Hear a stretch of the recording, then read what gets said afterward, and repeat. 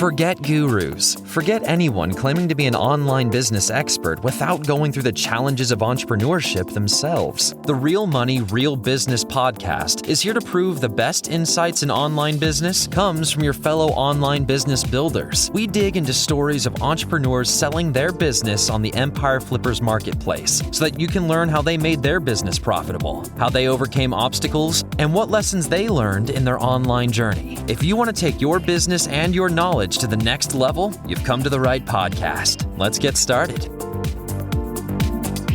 Hey everyone, welcome to the Real Money, Real Business podcast.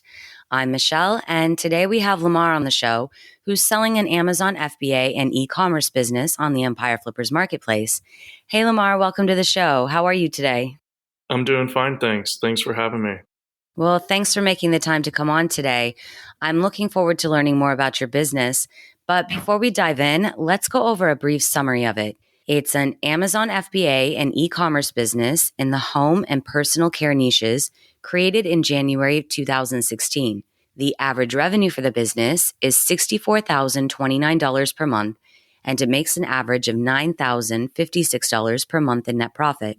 Included in this sale is an Amazon Seller Central account with 112 SKUs, 3 domains with all site content and files, 7 additional domains with all site content and files, employee contracts and relationships, supplier relationships, social media accounts for Facebook, Instagram, Pinterest, and TikTok, trademarks, copyrights, an Etsy account, a Grasshopper account, a Google Suite account, warehouse and 3PL contracts, SOPs, and 2 email lists, one with 15,000 and one with 7.4 thousand subscribers.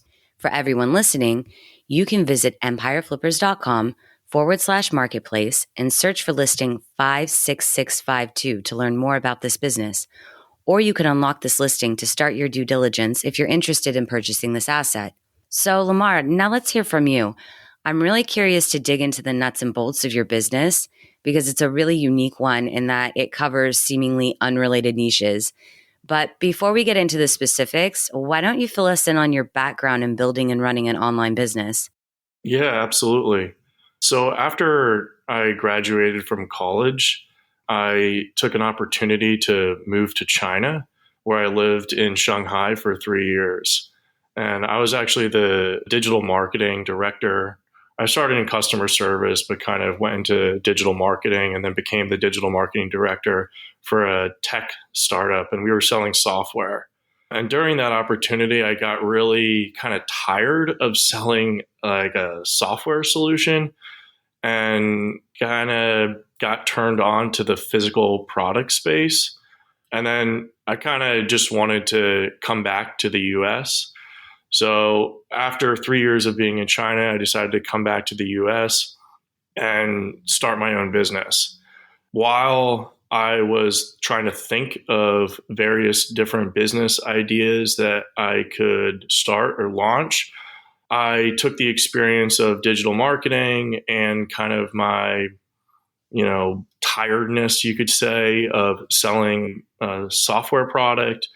And that kind of pushed me towards the physical product space. And I continued to do just like more and more research and got exposed to Amazon. And I thought that Amazon was just a really great opportunity. And it kind of combined a couple of my current interests and things that I already had experience with. So I thought that I would be able to like leverage that opportunity really well. And kind of all those things merged together really pointed me in the direction of launching an e-commerce or Amazon FBA business. That's quite a career trajectory there. A lot of different things going on. So, you started this business now, and because the niches are so different, what was it that drew you to each of these niches? Well, I kind of have like 2 answers, I guess you could say, for this type of question. One that you can kind of find on my about pages, like for each specific brand. And then the other one that I kind of tell people who are more interested in on the business side of things. And since this is a business, podcast, I'll give the business answer. And the truth is that I'm really good at product research and have a lot of SOPs that are well defined around product research and just how we do that. And a lot of the products that we launched initially on Amazon just like had really great success out of the gate. Of course, we've had our product failures, and I'm sure we'll talk about that a little bit later on. But when I first started the business, we just started launching a bunch of different products, and they all started kind of getting traction. And then later on, I was like, whoa, I need to kind of like figure out how I'm going to put these products into specific brands. And then that's kind of what led to the kind of what the business looks like today with, 3 brands with, these couplings of products beneath each of them. And that's really interesting. So I know, we've kind of focused a lot on Amazon FBA, but your business, you have a few revenue streams. Why don't you walk us through some of the other things that you do other than Amazon FBA?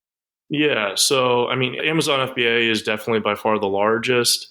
We also do have 3, Shopify websites set up. And then Etsy I was kind of surprised, but maybe I shouldn't have been. Etsy is like doing quite well for one brand of ours in particular. And then in addition to that, we do have some, like one of the brands also does really well with wholesale or bulk orders. And I'm sure we'll talk about this later on, but that would definitely be an opportunity for expansion just because, bulk orders to this, specific target like customer group, there's just like a ton of them out there and they all absolutely love this product. And traditionally they've just been buying it online. It's just interesting to hear you talk about, how this business came to be in the state that it's currently in. And, all 3 of these brands are just really, they're fun, they're cool. And you've really had a lot of success with this. So why have you decided to sell the business now? I've decided to sell because I feel like I've kind of maxed out the brands myself, and I'd like to see somebody else, take it to the next level. I also have like a couple of other businesses that I'm running actively. So one of them I just started. So I want to definitely put more of my like time and energy into that. And it seems like I don't know, all the lines are kind of just like aligning, and I just want to focus my attention in other areas, really. I completely understand that. So, you've got these other businesses that you're running right now. You said you just launched a new one. So, is there anything that you've learned while creating this business that you'll apply to those businesses? Well, the other business that I just launched, it's actually a software business. It's kind of funny how I'm kind of like going back around to like where I started. Yeah.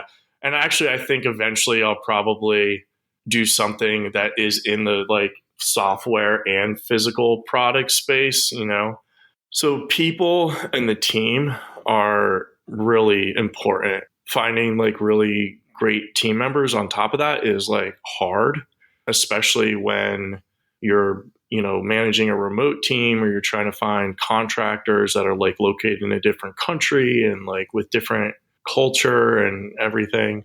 But the team and people can like really be game changing. Luckily, in my business, the core team members, I've already spoken to all of them about the sale, and they're all willing to continue and stay on and help the new owner continue to operate and grow this business, which I think is a huge, like advantageous, like competitive advantage, selling point, whatever you want to call it in this case. But the team members are definitely a crucial part in any business, and especially this one. And then I'd also say that creating just a really high quality, differentiated product has really worked well for us in Amazon FBA. And then if you can also make that product cheap on top of that, if you can combine high quality differentiation and cheap, that's like a formula for success when it comes to Amazon FBA. I like that answer. You touched a bit upon like product failure and whatnot. Could you give us some examples of things that you tried with this business that didn't work as well as you were hoping? Yeah, we've definitely had our share of products fail. I think it would be ignorant or, a lie to say anything else. Anytime that you're, launching physical products, there's always going to be some sort of a failure rate on the products that you launch. Specifically, we've tried launching products into highly competitive markets because there's just a lot of demand there, and we were really trying to drive revenue like very quickly. But while we might have been able to break into that market, get ranking, and generate sales, at the end of the day, is that product profitable for you, or are you just like liquidating inventory on, giveaways and, or like through PPC, just to keep your kind of rankings up? You might be able to like generate sales in those really high competitive markets, but at the end of the day, does it become profitable for you? So I think that was like one key thing of our products that didn't work out. We also had products that we probably overly innovated on, you could say, or tried to create products that were, it was just too time consuming to create. And then, the R&D on that, and then, all the work and effort, and then sourcing the product and, bringing it to market, it just didn't like pan out correctly. Like the sweet spot for us was definitely on like small like innovations, nothing like crazy that would like take the product in a completely new direction. And then thirdly, I would probably say is launching a product that was just like way too big and like not very e-commerce friendly. I thought that for a while that could be an angle on like what we were doing. So we came out with a bunch of like oversized products. And I was like, oh, nobody else is doing oversized products. So like we can do oversized products. But the risk on these oversized products is like very painful when they don't work out. I'm sure. Yeah. So those are kind of like some key learnings, I guess you could say, from product failures. That's excellent. So as far as your business as it stands right now, where would you say that the majority of your traffic is currently coming from? That is for sure Amazon. Is that through organic search or PPC? Yeah, we only spend about like 5 to 10% of revenue on PPC. I would say like the overwhelming majority is definitely organic. And yeah, it's just like reliant on our organic listings. And when it comes to Shopify, I mean, we do have a pretty strong email list for the one brand. So that definitely contributes a lot to just the ongoing sales. And then we are running like Google and Bing ads, which, also do contribute in a significant way. But I would say that for the Google and Bing, I think that's only like maybe 20 or 30% of sales to the Shopify store. Okay. So you've got, your email list and you've got your ads going. Is there anything else that you're currently doing in terms of marketing? I know you've got a dedicated person kind of handling your marketing right now, if I'm correct. Yeah, but right now she really only does customer service and the email marketing for the Shopify stores. So it's not really any like inbound marketing practices. Okay. Well, if you were to keep the business, what do you see as some of the major opportunities for growth? Well, number one on the list would absolutely be new products. We have great relationships with our suppliers spanning over like many years, and they have additional products that would be like fairly easy to put down the pipeline. So I would for sure say new products from our existing suppliers would be a relatively easy opportunity. Another would be to just like launch other products within the same niche or within the same brand.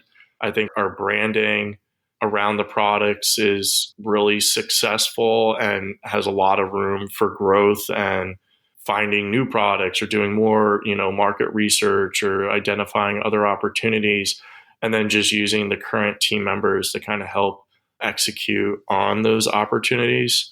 So new products for sure, I still think is the number one way to grow the business.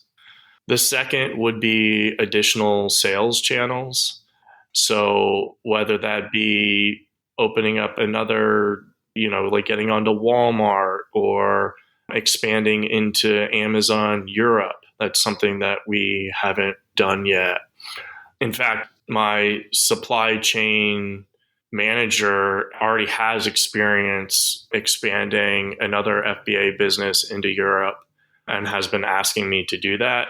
It's just been like in everything that I'm doing right now, just seemed like an overwhelming project for me. And I didn't want to start that right as I'm trying to like basically sell the business. Yeah, I mean, the team already has experience like expanding internationally on Amazon. So I think that would be a pretty easy no-brainer, at least for the top like 25% of SKUs. And then I would say new marketing tactics, whether that be Facebook ads or continuing to grow the email list or maybe working with influencers in a different way or doing, offline events. I mean, one new sales channel that I didn't mention or I mentioned earlier was about like the wholesale opportunity and just selling in bulk. New marketing tactics could be created around, outreach to this select group and really just trying to drive larger, bulk orders since the product is already like flushed out, streamlined, and, high quality. I mean, we have thousands of 5-star reviews. So yeah, just different marketing tactics. So if I had to like summarize, it would be new products, new sales channels, and new marketing tactics. Okay. And I know too, just something that I thought was kind of fun about your business was the opportunity to have customized products or limited edition products based on the existing. Yeah. So one of the brands is you could kind of classify as like a fashion brand. And, with like fast fashion or kind of the trend around the fashion space, there's definitely an opportunity for having, seasonal items or some sort of, keeping up with the current trends and applying, designs directly onto the product or doing some sort of customization. And I think we experimented a little bit with the customization. We never really were able to fully correctly, I guess you could say, execute on it just because like, I guess there'd be one angle of doing the customization in China and then like shipping like one unit direct, or you could do the customization in the US.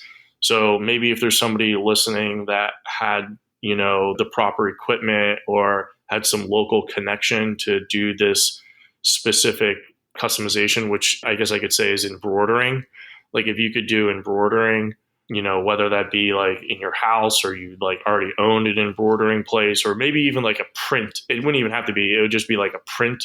Like if you're already making kind of like t-shirts and stuff and you had the ability to do like, print making or like, was it screen? I forget, like screen. The silk screening. Yeah, the silk screening. Yeah, people are willing, and we get requests for this all the time of people that like want to add their name to it because our product's very giftable. So like, oh, we want to add our name to it or like put on this or that. So there's definitely an opportunity there for some sort of customization on like, you could say like our main product line. Yeah, definitely. And I know I've seen a few other sellers who kind of work with a kind of like a 3PL or a warehouse, where the goods come in from China and they keep a percentage on hand for, print on demand orders. Like you said, it's all a matter of whether or not somebody already has those relationships in place or, is willing to go out and look for it and see if it's cost effective. But it's definitely a fun opportunity. Yeah. Well, while we're on that subject, do you mind walking us through how your inventory gets from your suppliers to Amazon? Yeah, we put in the purchase order, and at this point, all of the orders are like reorders. There's very little modifications that are going into any of our into our POs. The product gets produced. At that point, after production, we send in our contracted inspection team, and they do a great job. They come back with like a 50, 60 page report with like all these different pictures and whatnot of the product like passing or failing the inspection. And then we make a determination on whether or not to ship that product or kind of negotiate with the supplier again on fixing anything that we find faulty. And that piece is handled mainly by my Chinese employee or contract worker.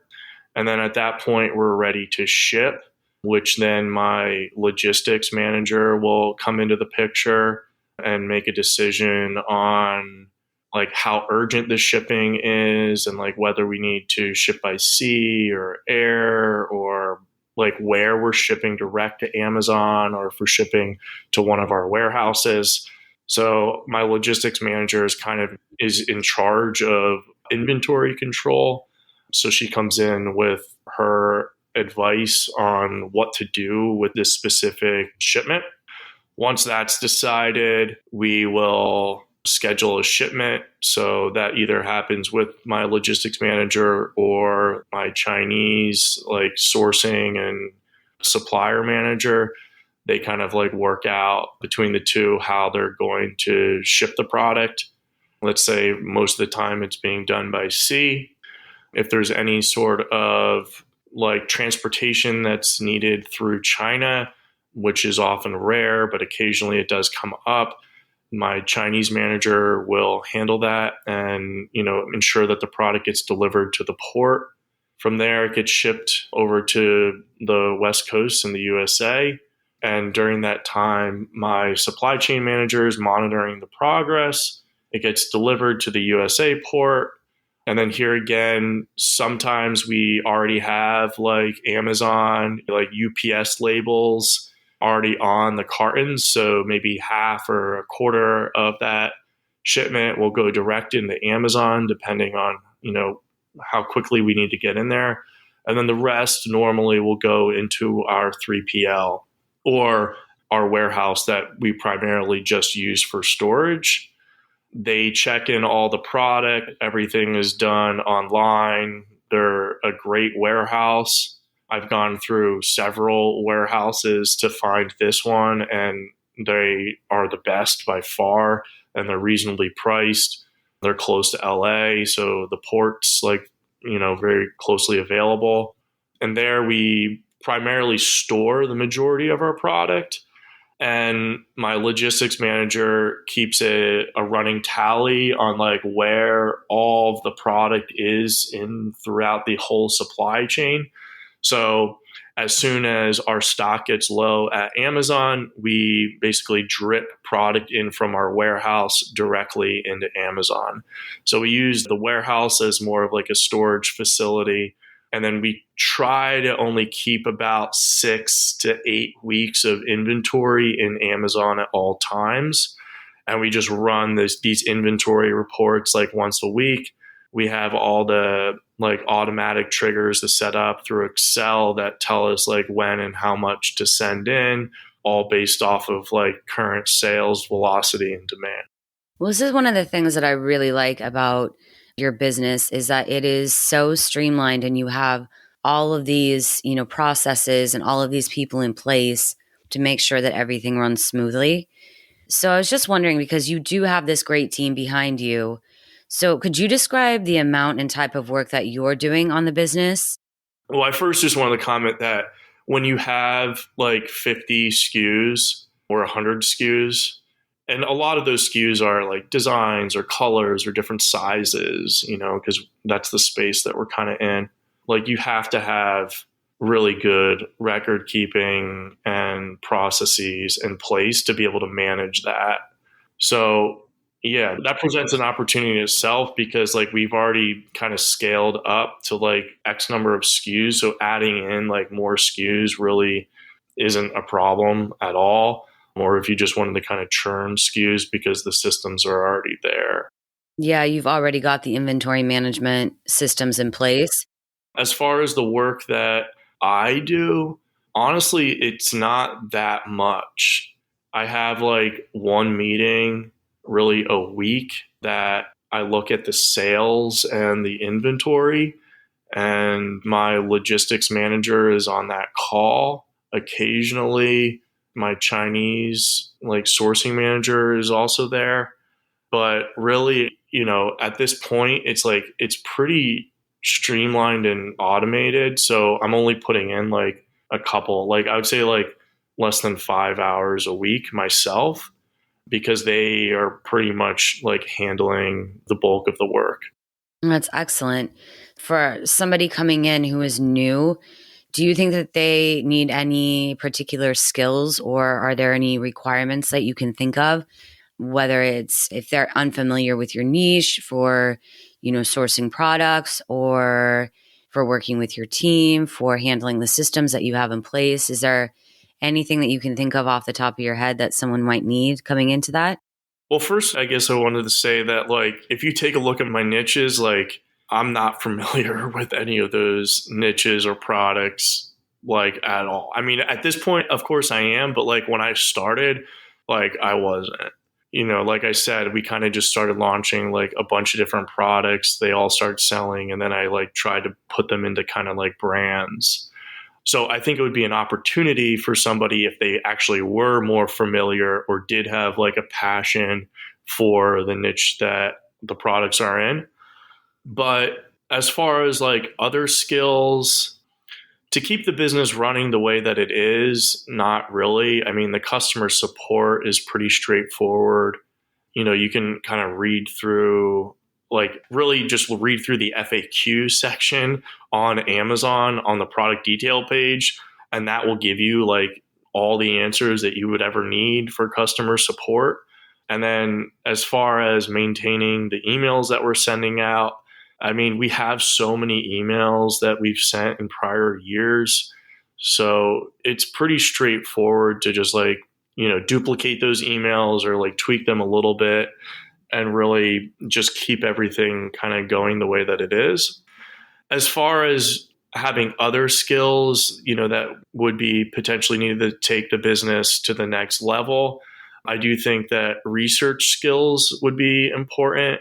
So whether that be like product research or potentially doing, like more product innovation, things that aren't, they're not terribly challenging to learn. There's tons of resources out there, but I do think that product research is like a key piece, at least when it comes to launching new products on Amazon.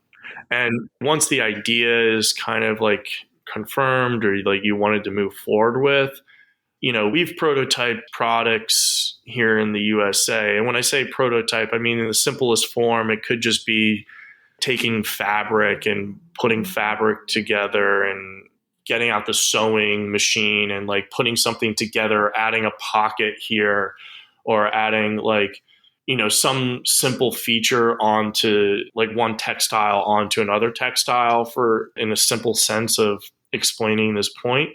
And then we would just like take that sample and send it to my sourcing manager in China, and like she'll come back with like production ready sample that's like phenomenal with like the factory and like all their contact information and like multiple factories of like this is what it's going to cost to make and like blah blah blah.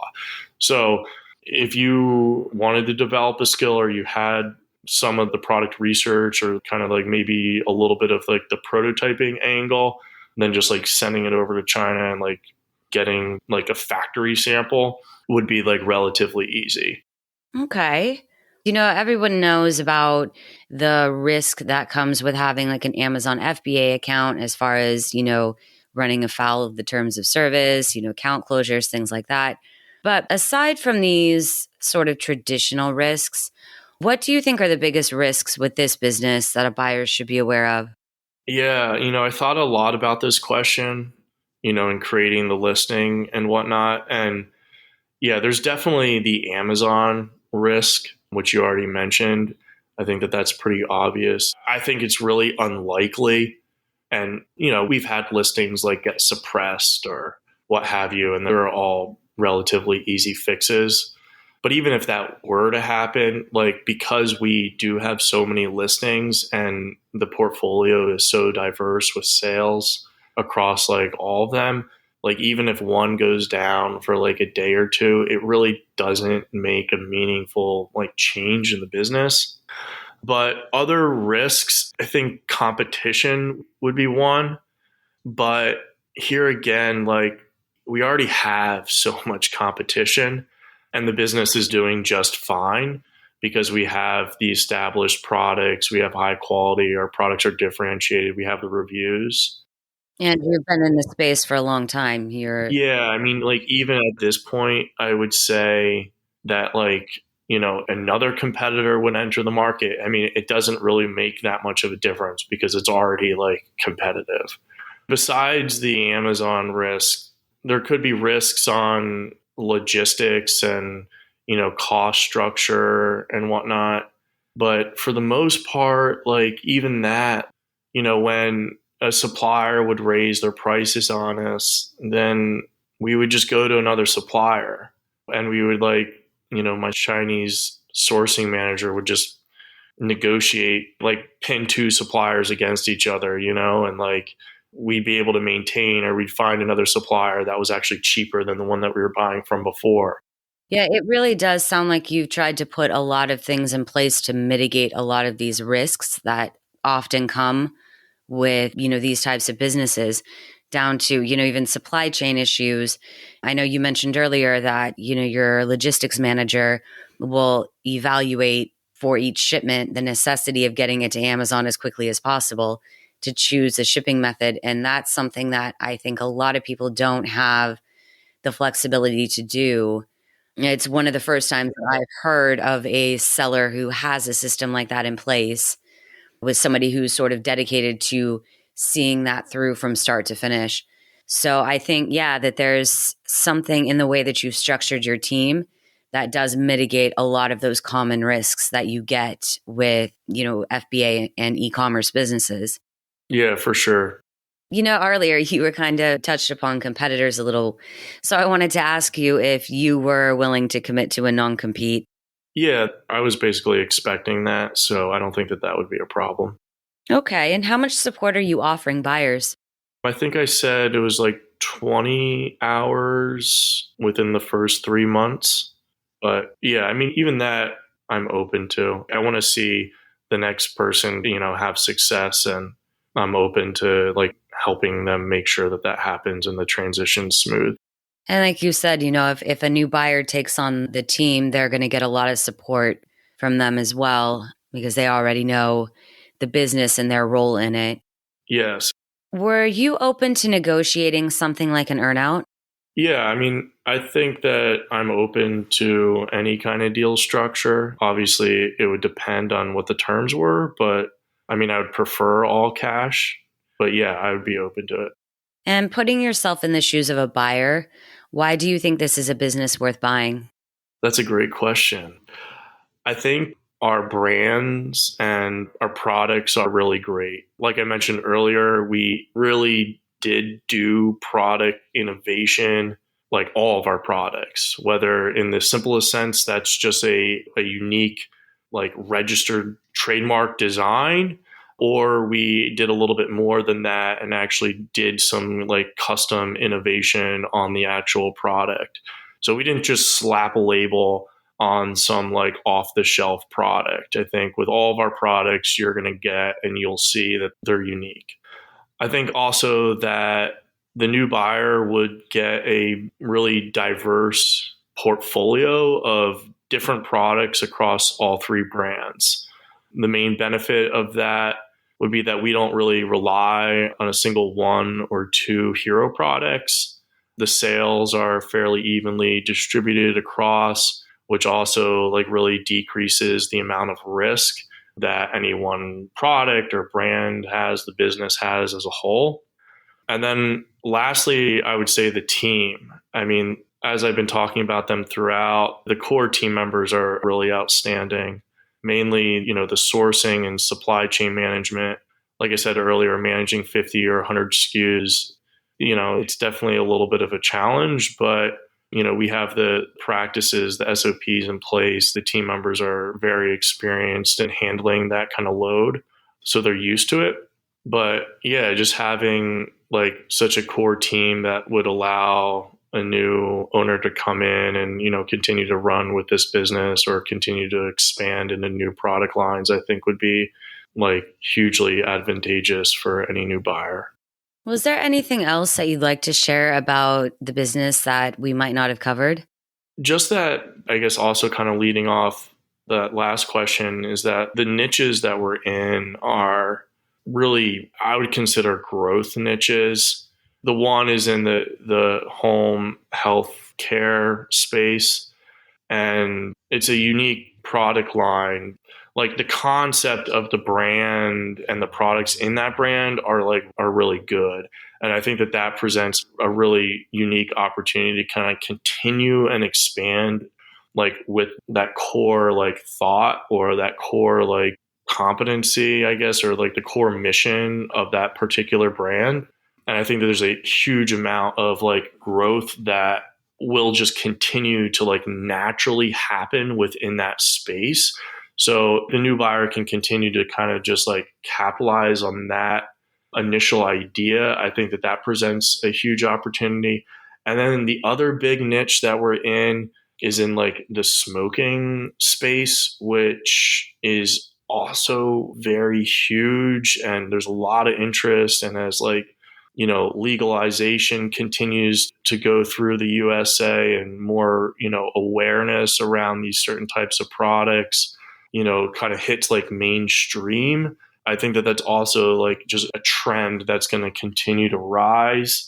Yeah, just like the overall trend of the niches and the brands that we're kind of in, I think are well positioned to just kind of continue on these like organic kind of like macro trends that we see developing within the US, like in addition to all the other things that I've kind of like talked about and drilled down within the operation. On that note, I want to thank you very much for your time today, Lamar. It's been a pleasure to learn more about you and your business. Thank you. Yeah, I'm happy that you invited me on, and I'm always happy and I love talking about business. So thanks for having me. I appreciate you coming on.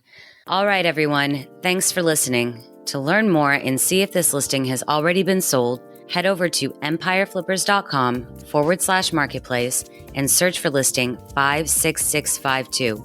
If you're watching this on YouTube, click the link in the description to go straight to the listing. Once you've unlocked this listing, you'll be given everything you need to know about this business. So until next time, enjoy your digital journey.